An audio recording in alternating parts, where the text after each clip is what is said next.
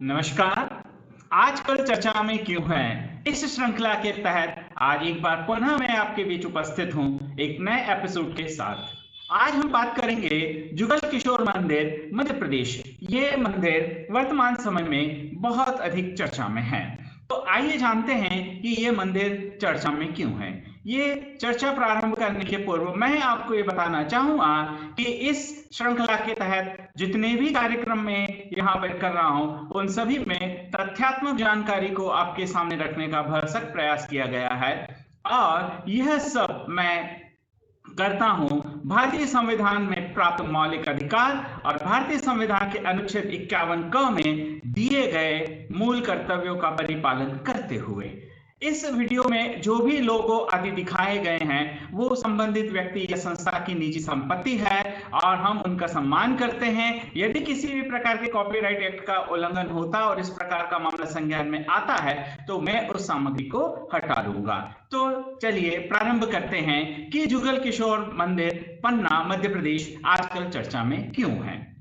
जुगल किशोर मंदिर, यह मंदिर छत्रसाल शासकों या जिन्हें हम बुंदेला शासक भी कहते हैं, तो बुंदेला शासक राजा हिंदुपत सिंह द्वारा, जिनका शासनकाल 1758 से 1778 के बीच में रहा है, उनके द्वारा इस मंदिर का निर्माण किया गया है। मंदिर के चित्र को देखकर ही आपको लग रहा होगा कि मंदिर कितना भव्य है।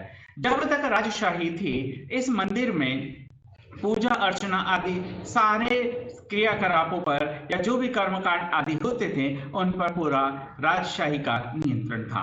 भारत के आजाद होने के पश्चात जब राजशाही समाप्त हो गई किंतु कुछ परंपराओं का पालन आज भी किया जाता है। इन्हीं परंपराओं के पालन को लेकर यह मंदिर अचानक से जन्माष्टमी के दिन इसलिए चर्चा में आ गया क्योंकि तत्काल उस समय के जो भी मीडियाज थे उन मीडियाज को हम आज के समय में गोदी मीडिया ही कहना चाहेंगे, क्योंकि बिना किसी अन्य पक्ष को जाने एक कहना चाहिए समाचार ब्रेक हुआ। अब क्या समाचार ब्रेक हुआ तो आप अपनी स्क्रीन पर देख सकते हैं। मैंने यहाँ पर 3 अलग अलग न्यूज चैनल या न्यूज पोर्टल्स हैं उनके मैंने यहाँ पर क्लिप्स लगाए हैं। प्रिंट मीडिया के भी मैं लगा सकता था लेकिन आप चाहें तो गूगल सर्च कर सकते हैं। आप देखिए इन सभी में लबोलबाब ये है कि गर्भगृह में प्रवेश किया। एक विधवा महिला का मंदिर के गर्भगृह में प्रवेश करना वहां के पुजारियों को नागवार गुजरा और किस प्रकार से उन्होंने वहां से जो महिला जिसका नाम महारानी जितेश्वरी देवी बताया जाता है उन्हें घसीटते हुए बाहर किया और यह आरोप लगाया गया कि वह वहां की पूजा में विघ्न पैदा कर रही थी और शराब पीकर प्रवेश किया था। ऐसा मीडिया के जो शुरू के 3 दिनों तक जो समाचार आया उसमें यही सब कुछ बताया गया।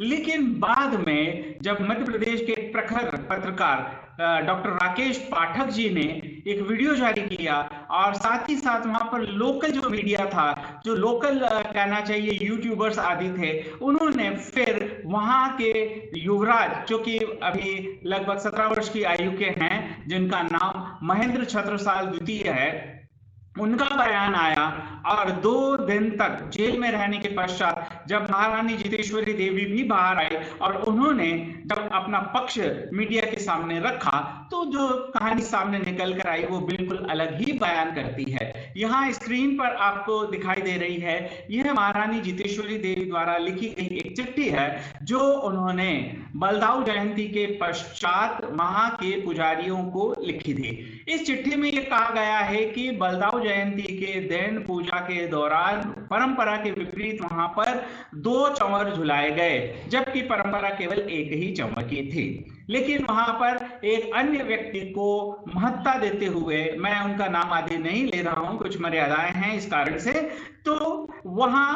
उनको वेटेज देने के लिए परंपराओं में बदलाव किया गया और इसी बात का विरोध महारानी और उनके अल्पवयस्क पुत्र द्वारा किया गया। अगले दिन जन्माष्टमी थी।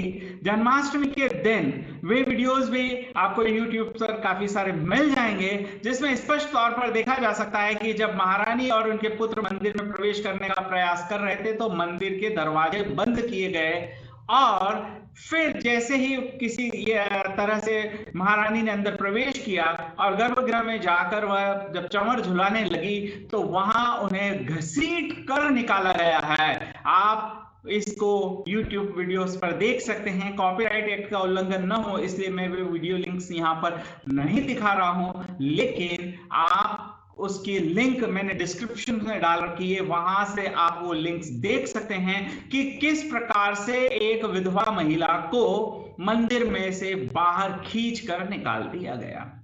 और बार बार जो वक्तव्य दिया जा रहा है वह वक्तव्य ये दिया जा रहा है कि गर्भगृह में विधवा महिला ने कैसे प्रवेश कर लिया। साथ ही साथ ये आरोप भी लगाया जा रहा है कि उन्होंने शराब पी थी, किंतु पुलिस FIR या उसके बाद अभी तक इस प्रकार की कोई रिपोर्ट सामने नहीं आई है जिससे यह सिद्ध होता है कि जितेश्वरी देवी ने शराब पी रखी होगी। ये एक अलग बात विवेचना का विषय हो सकता है। यदि उन्होंने शराब पी है तो बाकायदा उनका मेडिकल किया जाता, लेकिन ऐसा कोई मेडिकल उस समय नहीं किया गया। इसका सीधा सा अर्थ यह है कि एक विधवा महिला के गर्भगृह में प्रवेश करने से धार्मिक मान्यताओं को कष्ट हुआ, लोगों की धार्मिक भावनाएं भड़की।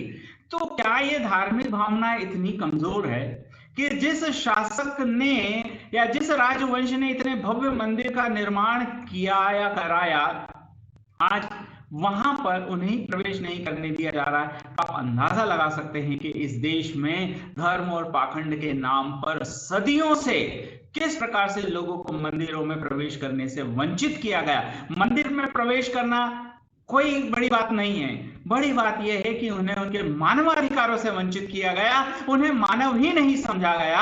और आने वाली 17 सितंबर को इस भारत देश के एक महान समाज सुधारक, जिन्हें हम दलितों का मसीहा कह सकते हैं, क्योंकि दलितों के उत्थान के लिए इस देश में सदियों से जो शूद्र के नाम पर अत्याचार शोषण का शिकार रहे हैं, उनके लिए यदि कोई मसीहा बनकर आया तो उसमें महात्मा ज्योतिबा फूले, अय्यन काली, बाबा साहब अंबेडकर और EV रामास्वामी पेरियार का नाम बड़े सम्मान और आदर के साथ लिया जाता है।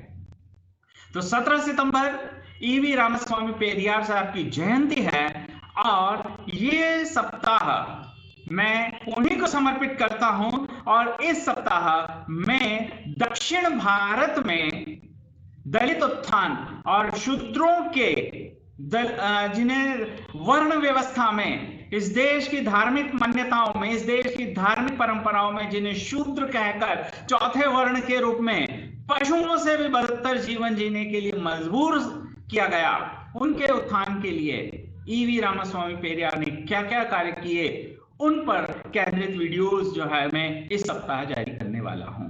तो आज का ये वीडियो मेरा था कि किस प्रकार से एक महिला को, चूंकि वह विधवा थी, उन्हें गर्भगृह में प्रवेश करने से न केवल रोका गया अपितु उन्हें घसीट कर बाहर निकाला गया और बाद में ये झूठे आरोप लगाए गए कि वह तो शराब पिए हुए थी। यदि वास्तव में वह शराब पिए हुए थी तो उसी समय उनको मेडिकल कराया जाता और उनकी मेडिकल रिपोर्ट्स मीडिया के सामने लाई जाती, बताया जाता लोगों को कि देखो ये शराब का, ये अल्कोहल का टेस्ट हुआ। ऐसा अभी तक तो कुछ ऐसा सामने नहीं आया है।